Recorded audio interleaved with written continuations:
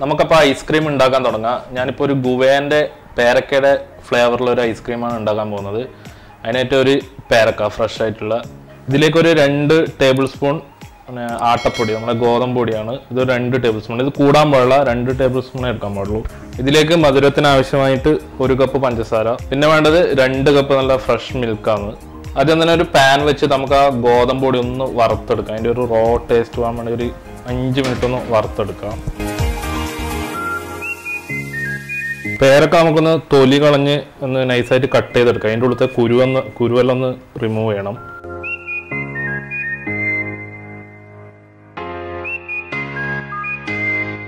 ഇപ്പോൾ 2 പേരക്ക ഇതേപോലെ അതിൻ്റെ ഉള്ളത്തെ സീഡൊക്കെ ഞാൻ കളഞ്ഞു വെച്ചിട്ടുണ്ട്. ഇത് ചെറുതായിട്ട് കട്ട് ചെയ്തെടുക്കാം. ഇനി ഒരു പാൻ വെച്ച് ചൂടാക്കിയിട്ട് അതിലേക്ക് 2 കപ്പ് ഫ്രഷ് മിൽക്ക് വെച്ചൊന്ന് ചൂടാക്കി എടുക്കുക. ഇപ്പോൾ നമ്മൾ നേരത്തെ എടുത്തു വെച്ച വറുത്ത് വെച്ച ഗോതമ്പ് പൊടിയാണിത്. ഇതിലേക്ക് ഒരു നേരത്തെ ചൂടാക്കാൻ വെച്ച പാലിൽ നിന്ന് കുറച്ച് പാലെടുത്ത് ഈ ഗോതമ്പ് പൊടി ഒന്ന് മിക്സ് ചെയ്തെടുക്കുക, കട്ടയില്ലാണ്ട്. അപ്പോൾ നമ്മുടെ പാൽ ഇതേപോലെ നല്ല ഒഴിച്ച് നല്ല ഒട്ടും കട്ടയില്ലാണ്ട് ഗോതമ്പ് പൊടി ഇതേപോലെ മിക്സ് ചെയ്തെടുക്കണം. ഇതിന് ശേഷമാണ് ഇത് നമ്മളെ തിളച്ചുകൊണ്ടിരിക്കുന്ന പാലിലേക്ക് ഒഴിക്കാൻ വേണ്ടി.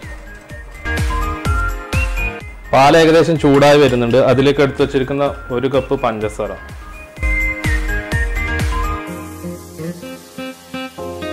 പഞ്ചസാര ഇട്ട് ഒരു 5-10 മിനിറ്റ് നന്നായിട്ടൊന്ന് പാലിങ്ങനെ കുറച്ചൊന്ന് കുറുകി വരണം. അതുവരെ ഒന്ന് ഇളക്കി കൊടുത്തുകൊണ്ടിരിക്കണം, ശ്രദ്ധിക്കണം പ്രത്യേകിച്ചു.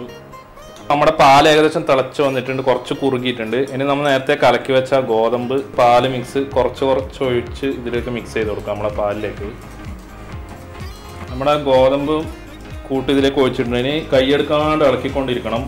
ഇതൊന്ന് തിക്കായി വരുന്ന സമയത്ത് നമുക്ക് ഗ്യാസ് ഓഫ് ചെയ്യാം. അതുവരെ ഒന്ന് കൈയെടുക്കാണ്ട് ഇളക്കിക്കൊണ്ടേ ഇരിക്കണം, അല്ലെങ്കിൽ ഇത് കട്ട കിട്ടിപ്പോടിയിൽ.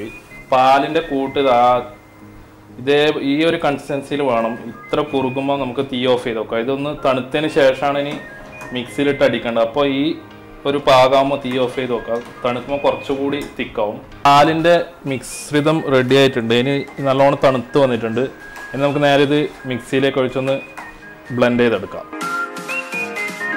ഇതിലേക്ക് നമ്മൾ നേരത്തെ കട്ട് ചെയ്ത് വെച്ച പേരക്ക ഇടാം. നിങ്ങളേം ഏത് ഫ്രൂട്ടാണുള്ളത് ഇട്ട് കൊടുക്കുക. ഞാൻ ഇപ്പം എൻ്റെ കയ്യിൽ പേരക്ക ഉണ്ടായതുകൊണ്ട് പേരക്ക ഇട്ട് കൊടുത്തു. നമ്മുടെ ഐസ്ക്രീമിൻ്റെ കൂട്ടെല്ലാം റെഡി ആയിട്ടുണ്ട്. ഇനി നമുക്ക് നേരെ ഒരു ഐസ്ക്രീം പാത്രത്തിലേക്ക് വെച്ചത് ഫ്രീസറിൽ സെറ്റാകാൻ വെക്കാം.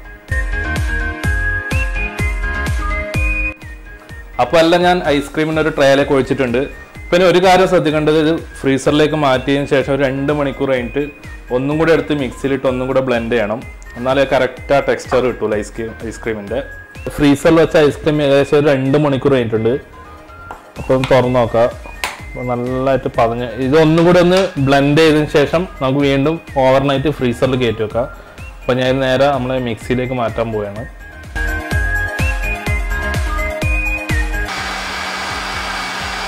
ഞാൻ ബ്ലെൻഡറിൽ ഒന്നും കൂടെ നമ്മുടെ ഐസ്ക്രീം ഒന്നും കൂടെ ബ്ലെൻഡ് ചെയ്തെടുത്തിട്ടുണ്ട്.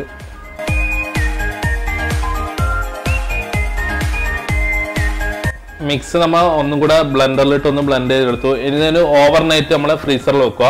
അതിനുശേഷം നമുക്ക് രാവിലെ തുറന്നു നോക്കാം. അങ്ങനെ നമ്മുടെ ഐസ്ക്രീം കറക്റ്റ് സെറ്റായിട്ട് വന്നിട്ടുണ്ടാവും. അതുവരെ എല്ലാവരും ഒന്ന് വെയിറ്റ് ചെയ്യുക. അപ്പോൾ വീഡിയോ കണ്ട് എല്ലാവരും എൻജോയ് ചെയ്യുക. അതുപോലെ തന്നെ സബ്സ്ക്രൈബ് ചെയ്യാനും ഷെയർ ചെയ്യാനും കമൻറ്റ് ചെയ്യാനും മറക്കരുത്. അപ്പോൾ ടേക്ക് കെയർ, ബൈ ബൈ.